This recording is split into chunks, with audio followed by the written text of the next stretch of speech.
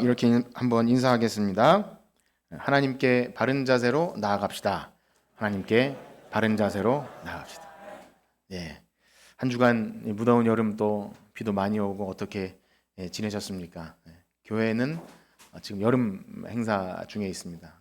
성경학교와 또 주일학교 친구 초청을 했고요. 이제 또 내일부터는 여름 수련회, 중고등부 여름 수련회, 또 온가족 수련회가 있습니다. 기도해 주시고요. 지난 금요일에 오랜만에 제가 수택초등학교에 가서 이제 아이들과 함께 교회까지 걸어오는데 되게 더운 날이었거든요. 그런데 아이들이 잘 따라와줘서 너무 감사하더라고요. 누가 표현하기를 피리 부는 아저씨처럼 이렇게 애들을 끌고 왔다 그러는데, 중간에 낙오되는 친구가 있어서 아이스크림 가게도 잠깐 들리고 이렇게 한 열댓 명의 아이들을 이렇게 우리 교회 아이들 포함해서 이렇게 데려오는데 참 오랜만에 기쁘고 행복했습니다.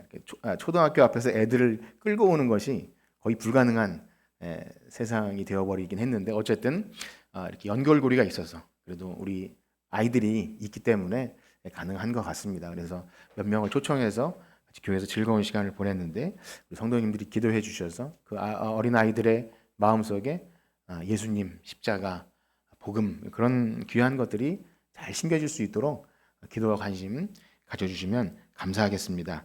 자, 이번 한 주간 우리 교회 공동체는 함께 예레미야 말씀을 살폈는데요.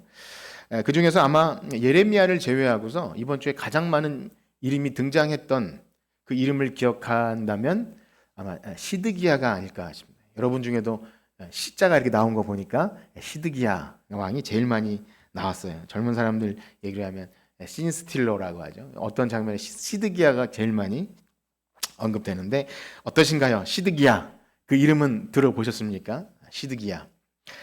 손을 들어보라고 하진 않겠습니다. 먹고 살기 바쁜, 또 요즘처럼 덥고 피곤한 요즘에 우리나라 역대 대통령 혹은 조선 왕조실록에 나오는 태종 태세 문단세는 그렇고 그런 말이 있죠.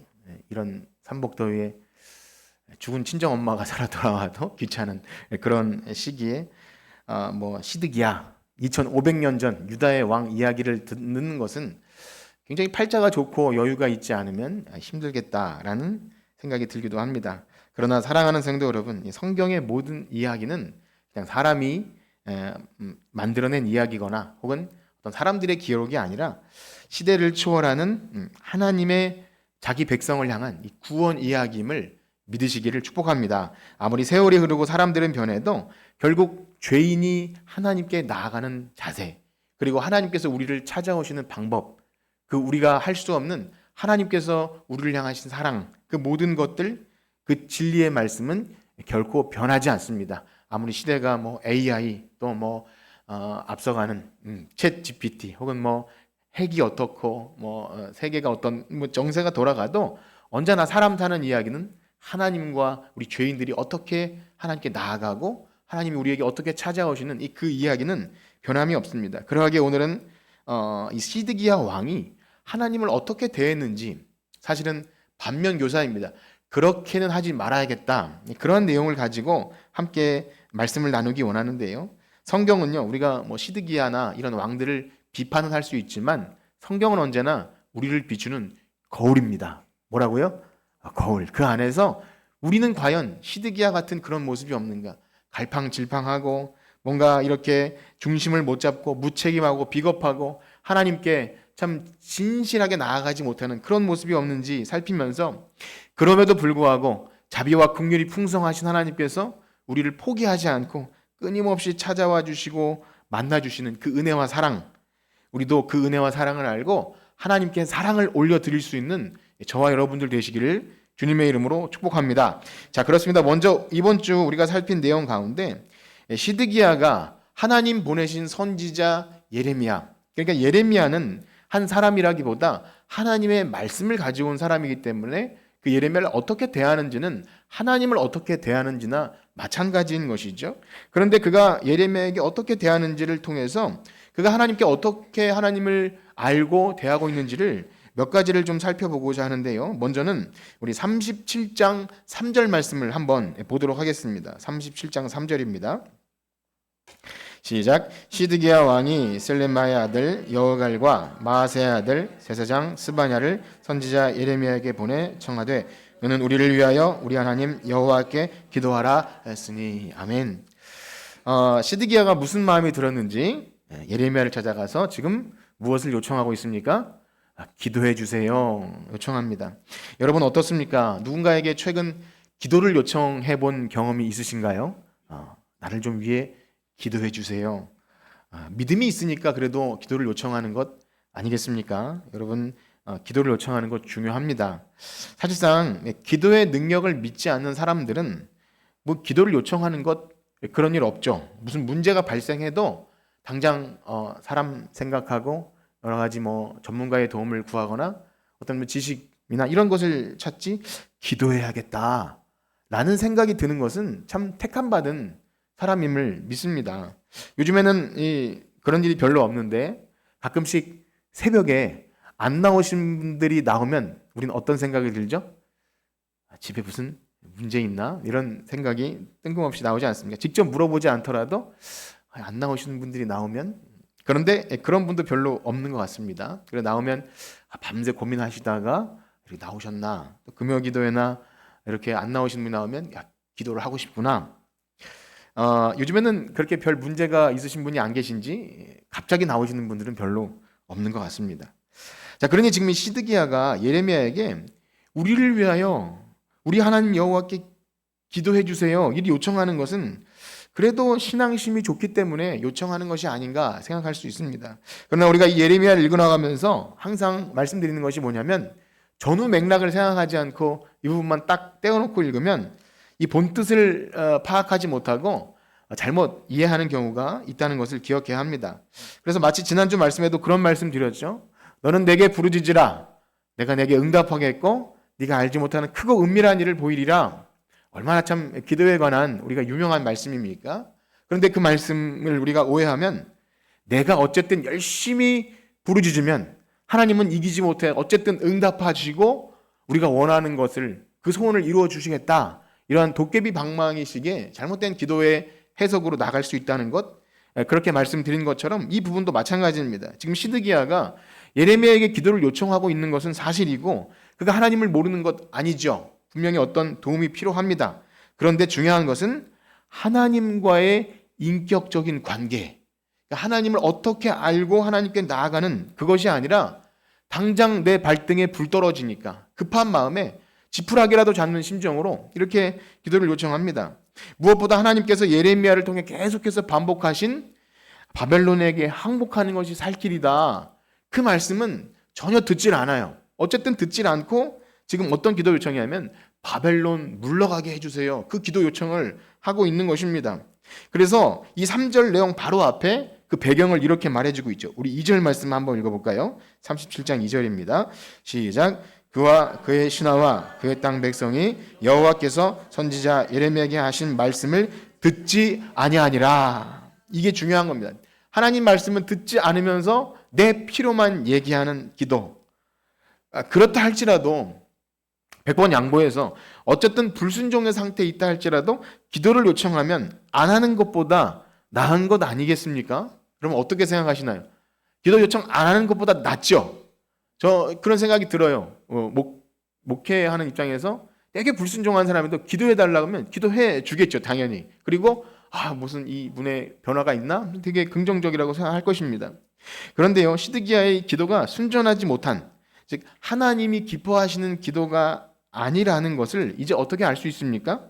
우리가 쉽게 하는 말로 화장실 들어갈 때 마음과 나올 때 마음이 달라지더라는 거죠. 우리 자주 경험하지 않습니까? 굉장히 급할 땐 간절한 마음으로 하다가 일이 해결되면 언제 그랬냐는 듯, 이런 것. 바벨론이 쳐들어오자 지금 기도 요청했는데 오늘 말씀을 읽어보면 바벨론이 주춤하면서 퇴각을 하더라는 거죠. 그런데 예레미야가 기도를 했다 안 했다는 내용은 나오지 않습니다. 그런데 나름대로 생각했을 것 같아요. 바벨론 물러가는 것이 이제 하나님께서 내 기도를 들으시나? 어쨌든 하나님께서 이제까지 쭉 말씀하신 바벨론에 항복해라라는 말은 무시하고 이제 불신앙의 태도를 계속해서 보이더라는 거죠. 그렇습니다. 삶이 받쳐주지 않는 기도 요청, 하나님 말씀에 계속 불순종하면서 기도하는 것은 하나님과 인격적 관계가 제대로 된 것이 아니라는 것입니다. 우리가 뻔히 알지 않습니까? 우리가 인간 관계 안에서도 분명히 그 사람에 대해서 무시하기도 하고 그 말을 듣지 않으면서 필요할 때만 용돈 달라고 하는, 필요할 때만 아쉬운 소리 하면 굉장히 무시당하는 기분 들지 않습니까? 굉장히 좀 기분 상하고, 그래도 사랑하는 자녀나 이렇게 되면 줄 수는 있지만 썩 기분이 좋진 않은 거죠. 그렇습니다. 무슨 문제만 생기면 기도 요청하는 것, 성경은요 그러한 태도로 하나님께 대하지 말라, 하나님께 하지 말라라고 그렇게 말씀하십니다. 이것이 오늘 첫 번째로 저와 여러분들이 좀 묵상해야 될 그런 부분입니다. 이러한 자세로 나아가는 것은 우리가 급할 때 기도하지 말라 이런 게 아니라 우리의 지향, 계속하는 견지해야 될 자세, 정말로 크고 두려우신 하나님 앞에 우리가 그런 식으로 해서는 안 되겠다, 여러분 그런 자세를 갖기를 축복합니다. 여러분 그건 정말 중요한 겁니다. 우리가 어떻게 기도하고 있는지, 어떻게 하나님을 대하고 있는지가 굉장히 중요합니다. 오늘날 요즘에는 라디오 들을 기회가 없어서 그런데 극동방송이나 이런 데를 보면 기도 요청하는 코너가 있고, 거기 아니더라도 유튜브나 어떤 기도 요청합니다. 유명한 분들에게 기도 요청해요. 이런저런 문제가 생기면 어쨌든 의지할 분이 하나님이시라는 것, 참 신앙이 있는 태도라는 거 생각됩니다. 누가 그것을 나쁘다 하겠습니까? 기도 요청 안 하는 것보다 훨씬 낫죠. 그러나 우리는 기억해야 합니다. 그런 요청은 다른 종교에도 있더라고요. 저는 불교 방송이나 이런 건 듣지 않지만 다른 여타의 종교 방송에도 이렇게 전화 연결하는 코너 있지 않습니까? 하면은 그런 걸 듣고 거의 비슷하게 맥락으로 요청하는데, 그때 법사님이 이렇게 해서 문제가 해결됐습니다. 그러면 아멘 할렐루야만 안 할 뿐이지 비슷한 맥락의 일들을 다른 종교에서도 하더라는 것이죠. 그런데요, 어떤 종교에서도 우리가 믿는 그 신을 사랑하라 라는 요청은 없습니다. 그분을 사랑하지 않고서도 내 소원을 빌어서 성취하는 그런 것이 다 세상 종교이지, 여호와 하나님을 사랑하라 라는 요청, 이건 기독교밖에 없는 거예요. 우리가 그분을 사랑하지도 않고 인격적으로 그분에 대한 예의와 정절과 이런 것 없이 그래서 내 필요만 얘기하는 것은 세상 이방 우상을 섬기는 사람들이 만들어낸 신이라는 것입니다. 여러분 어떻게 생각하십니까? 하나님을 사랑하십니까? 네, 그것이 전제되지 않는 기도는 하나님을 화나게 만들 수 있어요. 모독당하는 느낌을 가지시더라는 거죠. 세상 종교는 적당히 내가 종교적 의무를 다하고 치성을 쌓고 내가 그렇게 크게 나쁜 짓 안 하면 내가 이렇게 하면 복을 줄 거야 라는 자세로 나아갑니다. 그런 신이 그럴듯해 보입니다. 우리 인간이 만들어낸 적당히 얼버무려낸 신이 그러합니다. 자기 소견에 옳은 대로 하나님을 섬기는 거죠. 결코 기독교의 하나님은 그런 분이 아니십니다. 그렇습니다. 우리는 하나님을 어떻게 대하고 있고 어떻게 기도하고 있습니까? 정말 크고 두려우신 하나님, 우리의 모든 심장과 폐부를 살피고 우리의 숨은 모든 것을 다 아시는 하나님 앞에 우리는 어떻게 나가고 있습니까? 여러분 하나님께 사랑을 드리시길 축복합니다. 만약 그러한 사랑 관계가 아니라 그래서 내가 원할 때 급할 때 그런 식으로 도움을 요청하는 것, 그리고 나서도 아무런 삶의 변화가 없다면 그것은 오히려 하나님을 모독하는 것일 수 있다는 것을 아셔야 합니다. 자, 그런가 하면요, 그 다음으로 시드기야가 하나님을 어떻게 대했는지 이런 내용을 발견하게 되는데요. 이제 그러한 기도 요청 이후로 예레미야가 이제 좀 바벨론이 물러갔기 때문에 어떤 좀 약간 나라가 좀 평안하다 그럴까요? 폭풍 전야이지만 어쨌든 큰 일이 일어나지 않을 때 예레미야가 이제 개인적인 용무로 예루살렘 성을 나가야 될 그런 일이 있었습니다. 그런데 그만 성문을 지키는 그 수문장, 우리가 이야기한 수문장이죠. 성전 문지기 중에 대빵이 나와서 예레미야를 붙잡습니다. 평소에 예레미야가 바벨론에 항복하라는 메시지를 주구장창 외쳤기 때문에 야, 이 예레미야가 지금 바벨론에 항복하러 가는구나 이렇게 오해를 하고 그를 붙잡아서 고관들에게 넘겨버린 거죠. 그러니까 이 고관들이 잘 됐다 싶어서, 왜냐하면 당시에 그 귀족 관료들은 다 친애국적인 성격을 가지고 있어요. 그냥 우리나라도 친미, 친북, 친중 이런 친일 이런 거 있지 않습니까? 당시에 유다가 친애국, 친이집트의 성향을 가진 고위 관료들이 많은데 예레미야가 바벨론에 항복해야 된다니까 기분이 상했던 거예요. 그래서 그 입을 틀어막기 위해서 그를 잡고 구덩이에 쳐넣는 그런 일을 하게 됩니다. 그런데 이 소식을 히드기야도 알게 되죠. 왕이 왜 모르겠습니까? 뭐 잡아떼는 그 고위 관료 또 세상에 그 지도자들 많지만 나는 몰랐다고. 막 사단장이나 뭐 이런 나는 몰랐다고 하는데 모를 리가 없는 거죠. 이 시드기야는 당연히 알고 있습니다. 찾아갑니다. 근데 찾아가면 만약에 여러분들이면 어떡하겠습니까? 이 시드기야의 어떻게 보면 무책임과 이런 것 때문에 사실 예레미야는 지금 갇힌 것이고 그래도 전에 기도도 요청했고 분명히 하나님의 종인 것을 시드기야는 알고 있습니다. 그러면 예레미야가 무슨 범죄를 저지른 것도 아니고 오해를 받아서 지금 구덩이에 갇혀 있다면 그래도 그를 좀 풀어주거나 좀 이렇게 해줘야 되는 건 아닙니까? 그런데 얘를 찾아가서 하는 말이 참 이렇습니다. 우리 37장 16절과 17절을 함께 읽겠습니다. 16절과 17절 시작.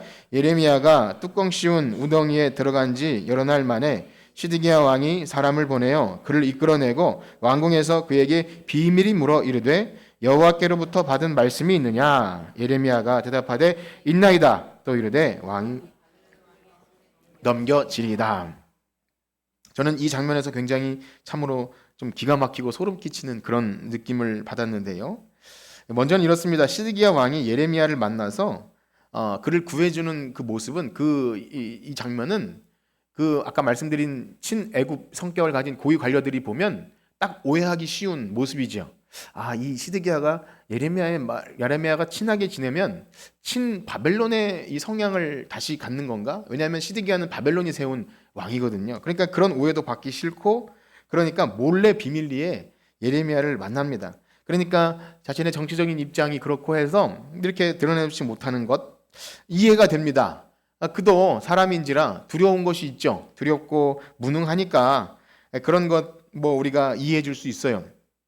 그러나 억울하게 구덩이에 갇혀 있는 예레미야를 불러서 첫 번째로 하는 말이 뭐냐면 여호와께로부터 받은 말씀이 있느냐 그렇게 물어봐요.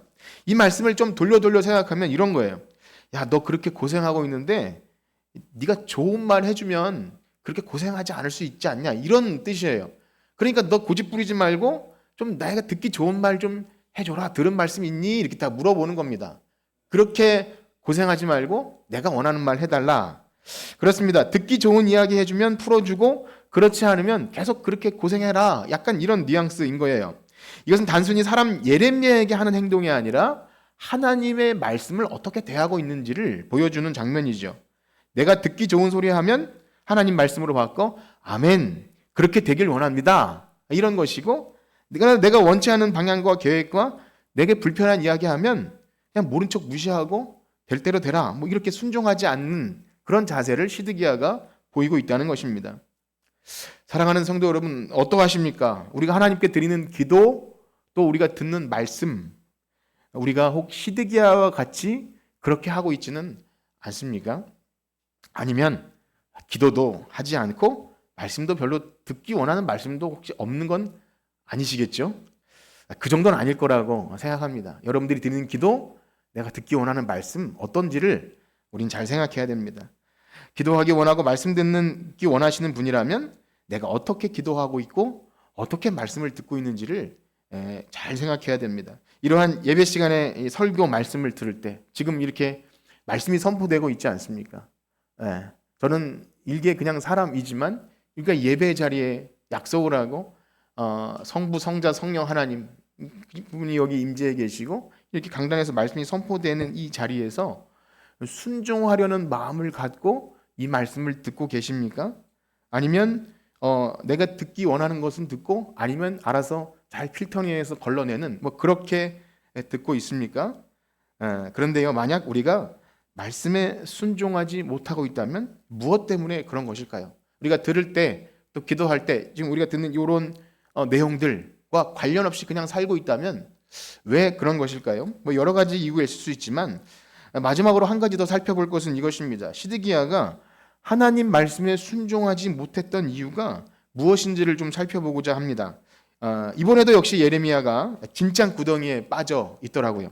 오후에는 그 얘기를 좀 중점적으로 살펴보자 하는데 예레미야가 엄청 많이 구덩이에 빠지고 감옥에 갇히고 그렇습니다.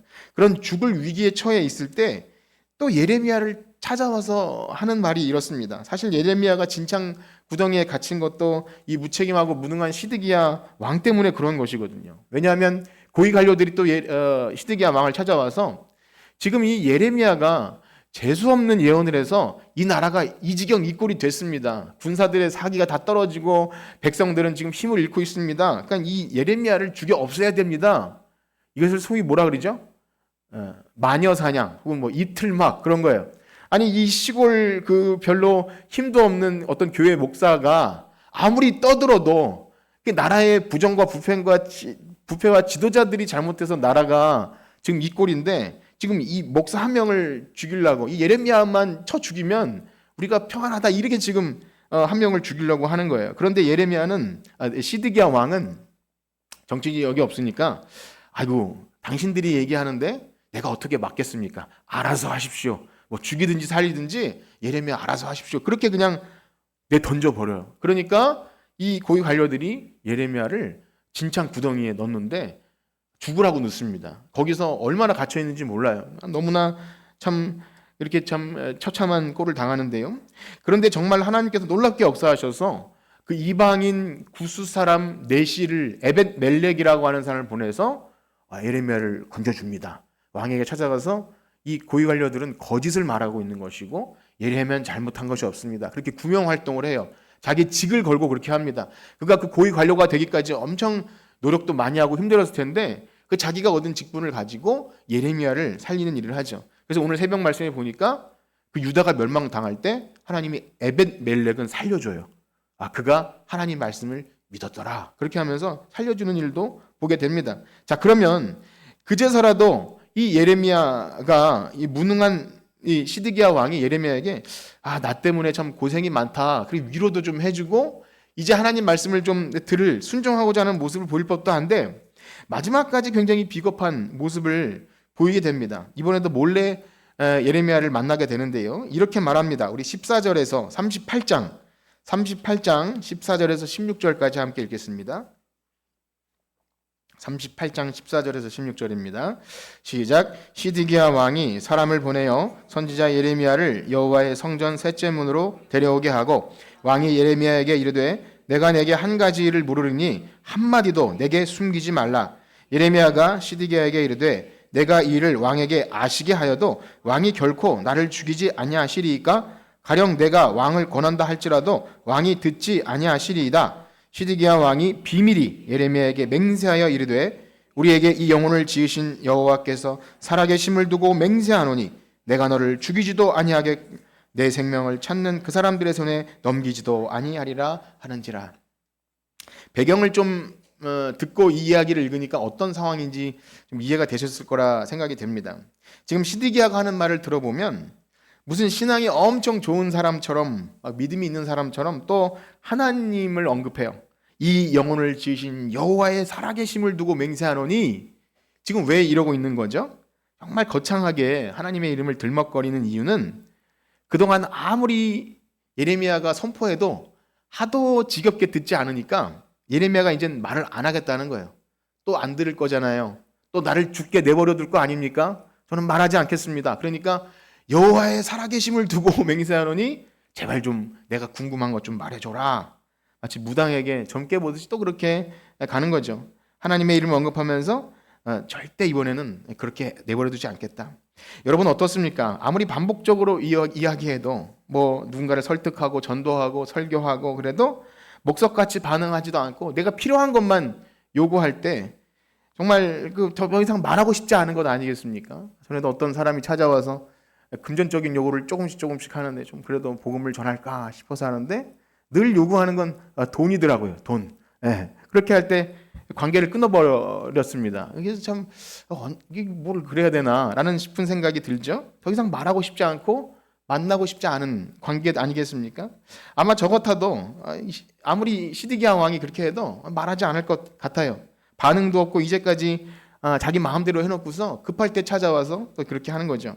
그런데요, 여기서 놀라운 사실 하나를 발견하게 됩니다. 무엇이냐면 시드기야가 그동안 하나님의 말씀에 순종하지 않았던 이유가 정말 무슨 어떤 거창한 정치적인 신념이나 자기 고집, 어떤 하고자 하는 뜻이 있어서 그 굳은 어떤 것을 가지고 고집하면서 하나님 말씀에 순종하지 않은 것이 아니더라는 거예요.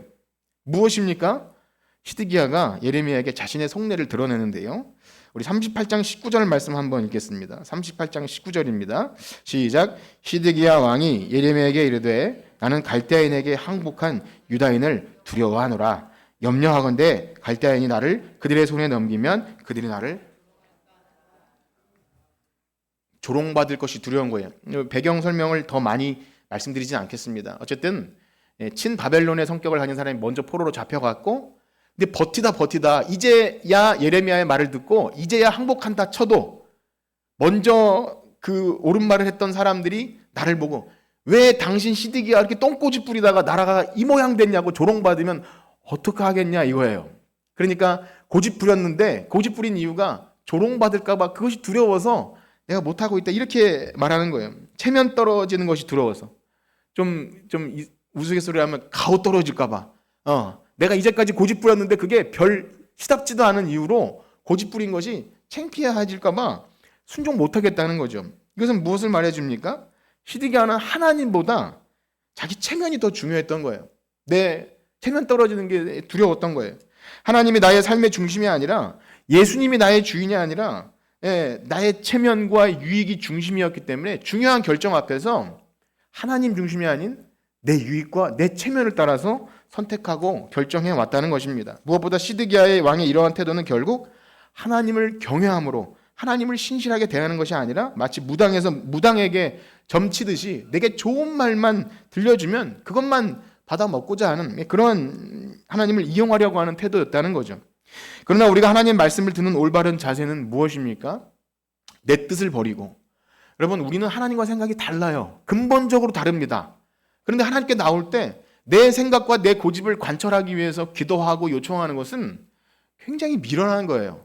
우리 하나님께 나와서 말씀 듣고 기도할 때 내 뜻이 그렇지만 주님이 말씀하시니 제가 이렇게 한번 해보겠습니다 하는 것, 여러분 그렇게 말씀 듣기를 축복합니다.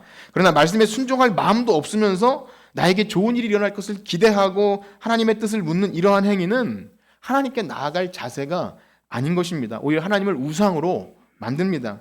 사랑하는 성도 여러분, 어떠하십니까? 우리가 드리는 기도, 또 예배, 헌물, 이 모든 것들은 다 구원의 은혜에 대한 감사이지 하나님과 거래를 하거나 나의 유익을 위한 투자가 될 수 없습니다. 우리가 뭘 정성스럽게 드려도 그것은 우리가 더 좋은 것을 얻기 위한 수단이 될 수가 없는 겁니다. 우리 피조물들은 감히 그렇게 하나님과 거래를 할 관계가 아닙니다. 그렇습니다. 오늘 우리가 살피고 있는 이 시드기야 같은 사람, 순종할 마음도 없이 하나님의 뜻을 묻고 나에게 유익한 것을 따라서 반응하는 사람, 그리고 하나님을 삶의 중심에 놓지 못하고 나의 체면, 그저 조롱받지 않기 위해 위선적으로 그렇게 행동하는 사람, 오늘날 어떤 사람일까요?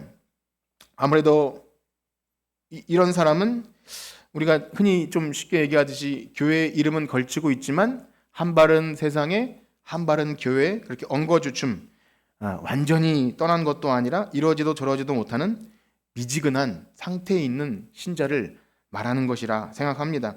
한쪽 발은 세상에 걸치고 한쪽 발은 교회에 걸치고 양다리에 걸친 애매한 상태에서도 세상에서도 별로 시덥지 않게 보이고 교회에서도 그렇게 열심히 내지 못하는 그런 애매한 상태를 계속 유지하는 것. 하나님의 뜻은 한결같은데 그것은 별로 듣고 싶지 않아요. 주일에 말씀을 들어도 별로 그것은 듣고 싶지 않고 어쩌다가 나에게 좀 좋은, 좀 기분 좋게 하는 것이 있으면 그것에만 살짝 반응하는, 하나님을 따르자니 세상에 뒤처질 것 같고 조롱당할 것 같아요. 너 바보같이 뭐하고 그러고 있냐. 또 세상을 따르자니 세상에서도 별로 그렇게 지혜롭지 못하고 똑똑하지 못해서 뭐 따라가다가 찢어지는 그런 경험만 당할 것 같아요. 왜 이렇게 된 것입니까? 믿는다고는 하지만 사실상 하나님을 그 삶의 중심에 두지 못할 때 이런 상황이 되는 거예요. 예수님을 나의 주인이 되지 못하고 세상과 물질과 명예가 여전히 내 삶의 중심일 때 그렇다는 겁니다. 그러니 매주 하나님 말씀이 선포가 되어도 그것을 우리의 삶의 중심에 놓고 내 뜻은 그렇지 않지만 하나님의 뜻이 그러면 그 말씀대로 섬기고자 하는, 순종하고자 하는 마음이 아니라 여러 가지 선택지 중에 하나 정도로, 오늘은 한번 이 말씀대로 해볼까 정도로 여러 가지 옵션 선택지 중에 하나로 여길 때 결국 우리의 신앙은 시드기야처럼 갈팡질팡하다가 오늘 새벽에 보니까 두 눈이 뽑히고 그렇게 쇠사슬에 매여서 끌려가더라는 겁니다. 그렇습니다. 그런 신자는 결국 시간 문제이지 조금만 문제 생기면 예레미야를 적들의 섭리에 넘겨주었던 그 시드기야처럼 가차없이 하나님도 버리고 신앙도 버리고 교회도 다 버리게 됩니다. 좋고 쉬운 말씀은 그런대로 옳게 여기고 따르지만 조금 부담이 되고 이게 설교를 통해 결단이 요구되어지는 어떤 것 앞에는 그냥 못 들은 척 저건 내 말씀이 아니야 이렇게 반응하게 될 수밖에 없습니다. 그러면서도 누군가 조금만 자신에 대해서 좀 불편한 얘기하면 또 그것은 못 견뎌요. 조롱받는 것은 못 견뎌요. 그런 것이 두려워서 체면으로 위선적으로라도 억지로도 하게 되기도 하더라는 겁니다. 그런데 안타깝지만 그런 위선적이고 껍데기 신앙으로는 불로 연단하여도 없어질 그 금보다 귀한 믿음을 소유할 수 없습니다. 베드로서가 그렇게 말해요. 정말 불 같은 시험, 우는 사자와 같이 덤비는데 그 불로 연단하여도 없어질 그 금보다 귀한 신앙, 그거 없으면 마지막 때 견딜 수가 없다고 말하는데 그냥 갈팡질팡하다가 한쪽 다리 걸치고 이렇게 해서는 그 세상의 그 악한 권세와 세상과 마귀와 육체와 언제든지 믿는 자들까지 삼키려고 하는 그 악한 마귀의 권세에 당해낼 재간이 없습니다. 여러분 견딜 수 있겠습니까? 지금 우리의 신앙과 우리가 하나님 앞에 말씀을 어떻게 여기고 사는지 그 상태를 보고 불같은 환란이 닥칠 때 여러분 살아낼 수 있겠습니까? 뭐 하나님이 하시겠다고 그렇게 낙관하십니까? 그러나 그런 구원은 없습니다. 진실로 참되게 구원받은 성도는 하나님께 나아가기 위해 애쓰고 몸부림쳐요. 내 연약함을 알지만 은혜로 구원받았다는 그 사실 때문에 점점 더 은혜의 방편을 무시할 수가 없어요. 하나님께 나오는 예배 자리, 말씀 보는 자리, 은혜 받는 자리를 더 사모하게 됩니다. 절대 하나님 말씀을 들으면서 등한시할 수가 없는 것이 구원받은 성도입니다. 거듭난 성도는 때로는 내게 듣기 싫은 말씀에 더 잘 반응합니다. 그런 것을 듣고 회개하고 돌이키고 먼저 된 자가 나중 될까 두려웠고 떨림으로 구원을 이루는 것이 하나님 백성이라는 것입니다. 그렇습니다. 이 놀라운 구원의 은혜가 감사해서 내가 주님께 뭘 더 할 수 있을까? 혹 살다가 힘들고 어려워도 구원받은 성도는 어디 넘어집니까? 십자가 앞에 넘어져서 거기서 우는 거예요. 예레미야가 엉엉 울지 않습니까? 그런데 거기서 또 힘을 얻어요. 하나님께서 주시는 그 도움의 손길들, 에벤멜렉이나 그 옆에 도움의 손길들로 또 얻고 힘을 내요. 그 교회이죠. 그래서 거기서 용기를 얻고 힘을 얻고 살아가는 거지 내가 필요한 어떤 몇 가지 것을 오늘 기도가 응답됐네 뭐 이 정도 수준으로 신앙생활을 하기를 원치 않으신다는 거예요. 힘들고 어려워도 그리스도의 고난과 함께 부활의 영광을 참여하는 그 놀라운 구원의 영광, 그 은혜가 있기를 축복합니다. 그렇습니다. 참되게 구원받은 성도는 결코 시드기야처럼 하나님을 대할 수 없습니다. 양다리 걸치듯이 할 수 없는 것입니다. 하나밖에 없는 아들을 우리를 위해 우리를 구원하시기 위해 아들을 내어주신 하나님께 내가 조금 조롱받고 내 체면 구겨지는 것 그런 거 우리는 그렇게 개의치 않습니다. 왜냐하면 예수님은 그 앞에 있는 기쁨, 우리를 구원하시기 위한 기쁨을 위해서 십자가의 고통을 참아내신 예수 그리스도 앞에 우리가 나아가면서 우리가 그분을 믿는다고 하면서 내 체면, 내 위선 이런 것들 때문에 뭐 이렇게 하는 것 그렇지 않습니까? 복음과 함께 고난당하는 것은 싫고 그래도 복음 받고 싶고 이것도 저것도 아닌 차지도 않고 덥지도 않은 상태를 유지할 때 그것은 복음의 은혜를 모르는 것이고 거듭났다고 할 수 없는 것입니다. 어떠하십니까? 사랑하는 성도 여러분, 여러분들의 삶의 중심에 하나님이 계십니까? 말씀을 들을 때 순종하려는 마음으로 듣고 계십니까? 세상 어떤 일보다 하나님, 교회, 복음을 위한 일에 우리의 모든 삶의 선택의 최우선이 하나님 중심이 되고 있으십니까? 만약 그렇지 않다면 시간 문제이지 결국 시험이 찾아오면 곧 넘어질 수밖에 없더라고요. 조그만 시험도 견뎌낼 수 없고 시험 들을 준비가 되어 있습니다. 목사님이 설교하다가 조금만 말 실수하면 아마 그거 붙들고 넘어질 수도 있고요. 뭐 사모님이 뭐 이렇게 하다가 실수하면 그것 때문에 못 나오겠다. 혹은 어떤 집사님, 권사님이 뭐 밥 먹고 가라고 한 거 가지고 지금 그런 거 가지고 막 뭐 오랫동안 신앙생활한 거 그냥 아무것도 아닌 것처럼 되는 것. 그 뭐죠? 하나님의 말씀을 대할 때 이미 그것이 중심이 아니었다는 거예요. 내 유익, 내 만족과 내가 뭐 좋은 것 혜택 주실래나? 그런 시드기야 같은 마음을 가지고 하나님을 대했던 것밖에 우린 설명할 수 없습니다. 그렇다고 제가 이 말씀을 드리면서 여러분들의 신앙을 정죄하거나 비판하는 것은 아닙니다. 저는 설교를 준비하면서 거의 모든 분들의 얼굴을 떠올려요. 지금도 이렇게 앉아 계신 분들을 제가 이제 앞에 컴퓨터 앞에 앉아서 잠깐 눈을 감으면 다 이렇게 원래 앉는 분들이 계시기 때문에 다 떠오릅니다. 그러면 오늘 이런 메시지를 가지고 이렇게 메시지가 나오지 않습니까? 시드기야처럼 하지 말아야겠다 하다가 여러 가지 몇 마디를 붙이다 보면 때로는 어떤 분들의 얼굴이 떠올라요.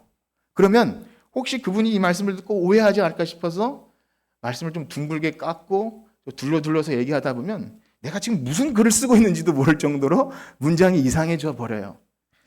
그런데 생각해 보면 그게 다 인위적인 인간적인 방법이고 하나님 앞에 죄 짓는다는 것을 깨닫게 됩니다. 뭐죠? 듣든지 안 듣든지 예레미야가 했던 것처럼 또 얘기합니다. 또 하고 기분이 상하든 시험에 들든 결국 모든 사람을 다 기분 좋게 할 수 없는 것이 설교이지 않겠습니까? 제가 여러분 무슨 재주로 모든 사람에게 은혜를 끼치고 기분 좋게 좀 충만하게 하고 돌려보낼 수 있을까요? 전 그렇게 할 수 없습니다.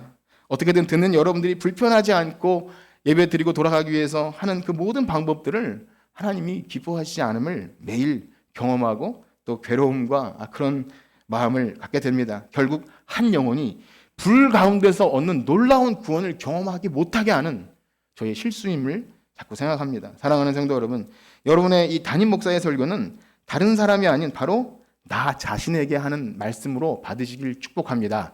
누구에게 하는 거라고요? 나 자신. 여러분들이 오늘 설교는 나에게 하는 것이나 그렇게 들으시면 100점입니다. 만약에 그것이 싫으시면 유튜브나 기독교 방송에서 나를 모르는 어떤 유명한 설교를 들으십시오. 그러면 그 사람이 날 모르기 때문에 들키지 않아도 되는 거잖아요. 그런데 여기 이 은혜의 자리에 앉아서도 그냥 그렇게 피상적으로 듣길 원하신다면 여러분 그 자리에서 돌아오시길 축복합니다. 회개하셔야 됩니다. 만약에 그것을 그대로 유지하면 멸망으로 가는 것입니다. 그 길에서 돌아서지 않으면 하나님의 진노를 면치 못합니다.